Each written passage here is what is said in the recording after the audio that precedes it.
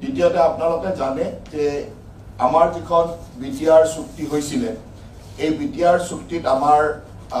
হোৱাৰ সময়তে এটা কথা কোৱা হৈছিল যে বিভিন্ন অঞ্চলত থকা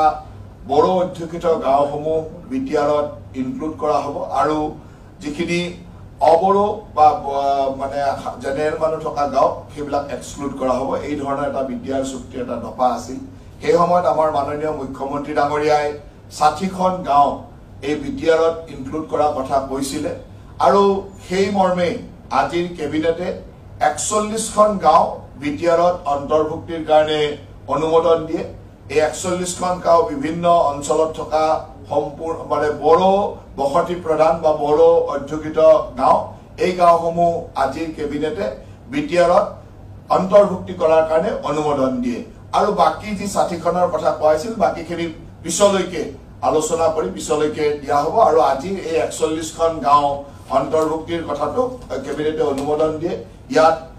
বিভিন্ন অঞ্চলৰ বা বিভিন্ন এলএসি গাঁওসমূহ আছে মই আপোনালোকৰ জ্ঞাতাৰ্থে গাঁওসমূহ এবাৰ কৈ দিব বিচাৰিছো গহপুৰ এলএসিৰ ভিতৰত থকা আমলাইগুৰি বৰপুখুৰী খেৰণী ব্ৰহ্মপুৰ খাৰণীজান টংগিয়া মিলনপুৰ খাৰণীজান একদম নাচেৰবাৰী একদম পালেংবাৰী পূৰ্ণ গপসাৰগুৰি আলুপাৰা 2 নং বিক্ৰমপুৰ ফৰেষ্ট গপসাৰগুৰি এনসি সোনাপুৰ ঔগুৰি দক্ষিণ ৰনাজান পূব ৰনাজান মধ্য সোনাপুৰ মধ্য ৰংগাজান ধুনাবাৰী বালিজান ফৰেষ্ট দলংমুখ নানকে কৰিবিল সোনাপুখুৰী পশ্চিম জোৰাবাৰী এইকেইখন গহপুৰ সমষ্টিৰ ভিতৰৰ গাঁও বিশ্বনাথ এলএসিৰ ভিতৰত ভেলৌগুৰি চেলাই খাইটি বড়ো গাঁও